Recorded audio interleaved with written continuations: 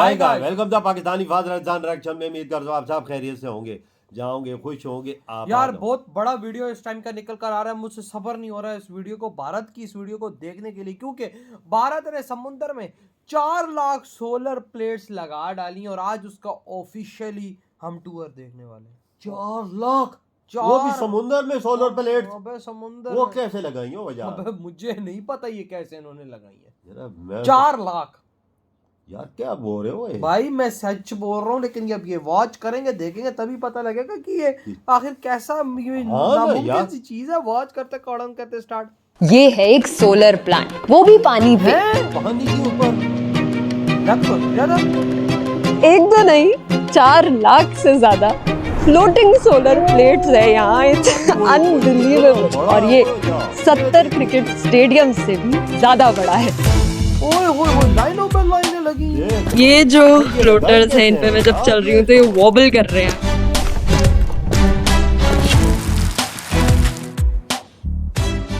इसे देखने मैं आई हूँ तेलंगाना। इस प्लांट को बनाया है एनटीपीसी ने, जो इंडिया में सबसे ज्यादा पावर जनरेट करती है। लेकिन इसकी एंट्री सबको नहीं मिलती, हमें एक एक्सक्लूसिव एंट्री मिली है, तो मैं आपको साथ लेके जाऊंगी इसे देखने के लिए। आ जाओ। घंटे के भाई, थैंक यू। ये कंपल्सरी है सर?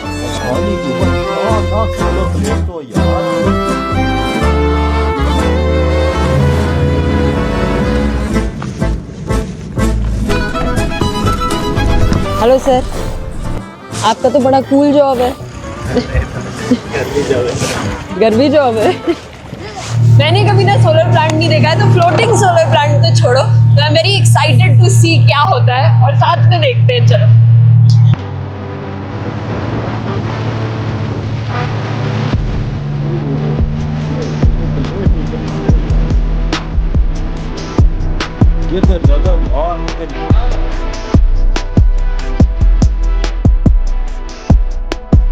अभी यहाँ पानी के बीच में आके I have so many questions. मतलब मुझे समझना है कि एक्चुअली इससे इलेक्ट्रिसिटी बनती कैसे है, क्या ये पानी में सेफ है, क्या इनमें अभी एक्चुअली इलेक्ट्रिसिटी बन रही है, ये हमारी लाइफ को कैसे अफेक्ट करेंगे।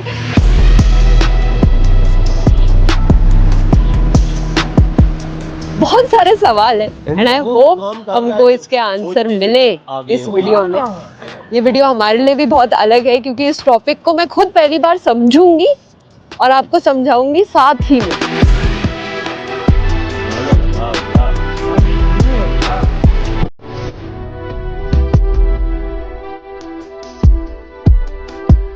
छोटी वाटर बॉडी नहीं है, ये बहुत बड़ी है। स्टार्टिंग से एंड तक पहुंचने में पूरा 1 घंटा लगता है। ये जो पानी है ना, ये एक रेजर्वॉयर में है। अभी हम एक रेजर्वॉयर के ऊपर है, जिसे बनाया गया है गोदावरी नदी के पानी को यहाँ पर ला के एक डैम के। 400 एकड़ से भी ज्यादा बड़ा है ये एरिया, छोटा नहीं होता।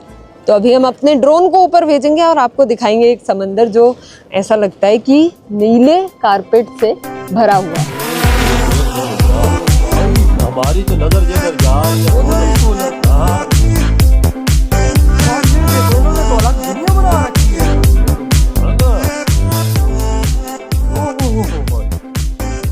जहाँ पर भी मेरी नजर जा रही है वहाँ पर सोलर पैनल्स हैं पानी के ऊपर, जिनमें अभी इलेक्ट्रिसिटी अभी बन रही है। इनमें इलेक्ट्रिसिटी, और ये इलेक्ट्रिसिटी घरों में, इंडस्ट्रीज में यूज होती है।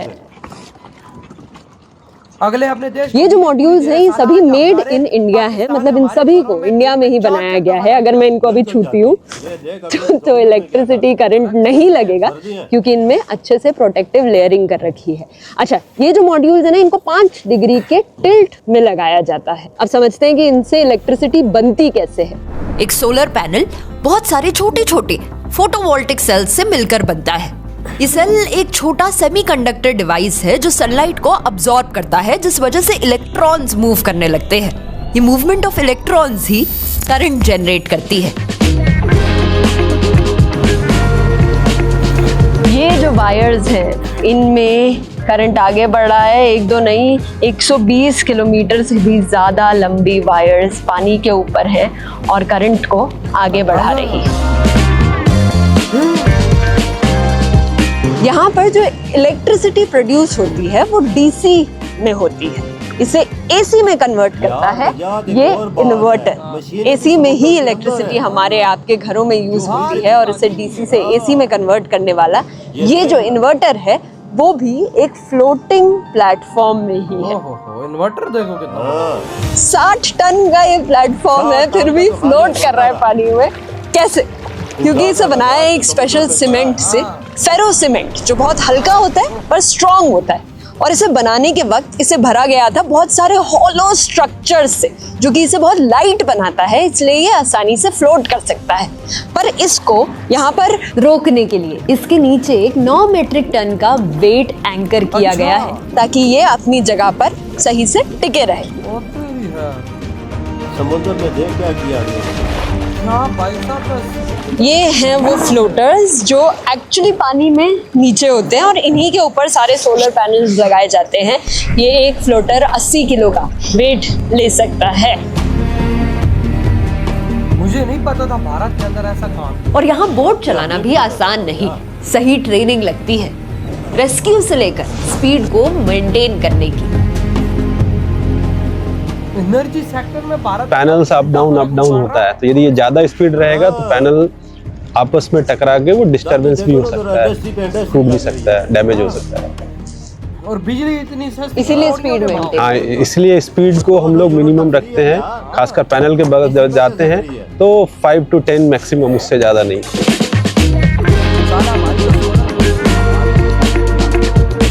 अभी हमारे सामने 2 लोग इनकी सफाई कर रहे हैं। इनकी सफाई रोज होती है, हर पैनल की महीने में एक बार सफाई हो जाती है।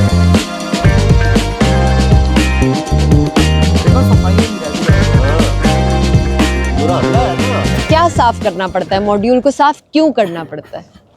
जनरेशन, करंट के लिए, करंट जनरेशन के लिए। कुछ होता है इसके ऊपर गंदगी होती है जिसकी वजह से इसे साफ करना पड़ता है? जी मैडम। क्या क्या होता है? बर्ड ड्रॉपिंग्स होती है। तो यहाँ पे काफी चिड़िया होंगी जो कि इसको गंदा कर देती होंगी। जो क्लीनिंग का काम करते हैं वो कितने लोग होंगे? पूरे 60 मेंबर्स।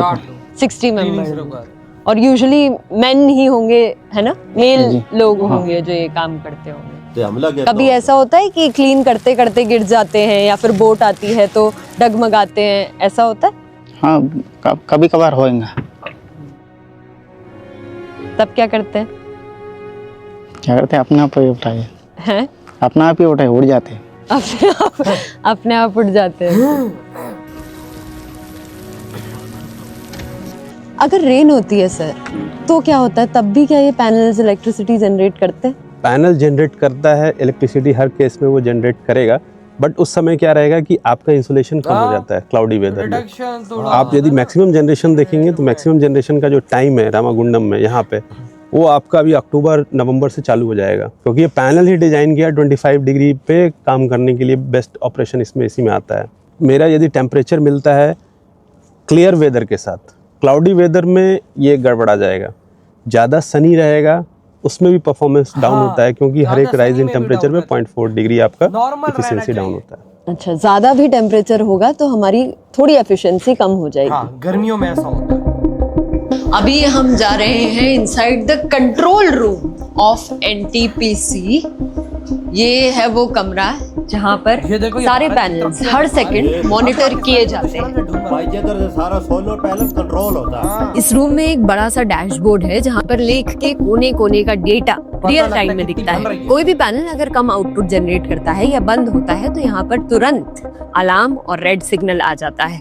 बाहर खेल पानी और सूरज का है, पर यहाँ पर खेल डेटा और इंजीनियर्स का है, जो इलेक्ट्रिसिटी को एक ऑर्गेनाइज्ड सिस्टम में कन्वर्ट करते हैं। जो कंट्रोल रूम है सर, ये हमेशा चलता है? ये 24/7 मैन्ड रहता है। सबका यहाँ पे आपको इंडिविजुअल मॉनिटरिंग होता है, किसमें कितना जनरेशन हो रहा है, किसका कितना परफॉर्मेंस रेशियो है। तो इसमें हमारा जो परफॉर्मेंस रेशियो हुआ, हमारा डीसी इन्वर्टर डीसी जनरेट करना कितना कर रहा है, एसी हमारा कितना कन्वर्ट हो रहा है, सारा डिटेल आपको यहाँ पे मिल जाएगा। और क्या ये बोलना सही होगा कि तुरंत कोई प्रॉब्लम होती है तो यहाँ पे रिफ्लेक्ट होता है? हाँ, जैसे मान लीजिए कि अभी किसी पैनल में अभी आपके सामने ये बंद हुआ पैनल, तुरंत यहाँ पे ये आके स्टॉप करके दिखा दिया।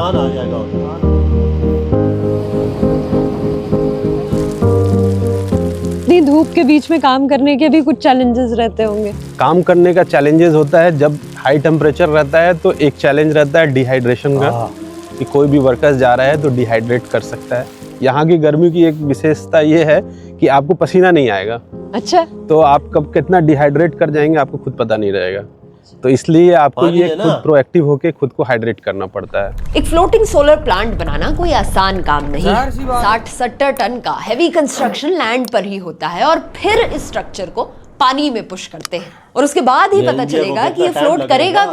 भी या लगा नहीं। होगा भैया। जो मेहनत इंजीनियर्स ने रात दिन लगा के की वो फाइनली फ्लोट भी करती है और इलेक्ट्रिसिटी जनरेट भी। Most of time if we got any electrical fault during evening time or night time, then we have to wait concerning safety issues and other issues because light is not there. Another point is that most of the equipments they have to be moisture free, moisture resistant. They are little bit costlier. Sir renewable energy क्यों जरूरी है? Renewable energy इसलिए ज़रूरी है आज के दिन में कि आप इस प्रोजेक्ट को सिर्फ देखें तो लगभग 1,60,000 टन कोयला हम लोग बचा रहे हैं। तो एक तो पॉल्यूशन को, जहाँ तक हम लोग की बात होती है, पॉल्यूशन को हम लोग कम कर पा रहे हैं और साथ ही साथ इमिशन भी जो है लगभग 2 लाख टन पर ईयर हम लोग इसको बचा रहे हैं। अंदाजा लगा कोयला की कितनी बचत है इससे। इधर हुई ये वीडियो खत्म। आप भाई अंदाजा साहब, लगा मेरा भाई। हिला के रख दिया है भारत ने भाई, ला के रख दिया है। वो और भाई यार। समुंदर के ऊपर 4 लाख से ज्यादा सोलर प्लेट्स भाई सब लगा दिए लोगों ने। ये देखो ये भी एक रिकॉर्ड है वजाद। और भाई साहब आज उसका टूर देखा, हमारी आंखें फट गईं कि समुंदर में जिधर नजर डाली जा रही थी सोलर वहां पे प्लेट ही नजर सोलर आ- प्लेटें थी, वहां पे सिर्फ सोलर प्लेटें नजर आ रही थी। भाई साहब अंदाजा या तुमने लगाओ ये तो- भारत की टेक्नोलॉजी तुमने पाकिस्तानियों, मुझे बोला- भारत के अंदर इंडस्ट्रियां क्यों बढ़ रही है ये देखो। टेंशन ही नहीं है बिजली की उनको। इधर साला पाकिस्तान में अभी सर्दियां है यार, कसम से यार मैं कहता हूँ झूठ बोलने वाले पे लानत हो भाई साहब ऊपर वाले की। इधर अभी भी दिन में कम से कम 3 से 4 बार लाइट चली जाती है, बिल्कुल चली जाती है, बिल्कुल चली जाती है। और वो भी 1-1 घंटा, मतलब 4 घंटे की लोड शेडिंग सर्दियों में भी चल रही है, तो साला गर्मियों में क्या होगा यार उधर इंडिया की तरफ देख ना, लोड शेडिंग होती ही नहीं है, उधर बिजली कितनी है, ये और इसी यार वजह से देख 4 लेना। लाख प्लेटों की बिजली यार, हाँ आप अंदाजा लगा पर ले, प्लेट कम से कम 650 वाट की बिजली पैदा करती है। आप अंदाजा तो लगा आप लगा लो कितना फिर ये जनरेट कर रही है। हाँ तभी तो कंपनियां धड़ा इन्वेस्टमेंट आगे ला रही है इंडिया में और इसी यार वजह अगर से। बिजली भी कौड़ियों के भाव गवर्नमेंट देती है, हाँ। हमारी तो यूं और अपना बिल देख ले ना, भाई सर्दियां हैं, सर्दियाँ वजाद का बिल आया है तकरीबन 250 यूनिट का 52,000 रुपया, 52,000 रुपया। 52,000 आप अंदाजा लगा ले।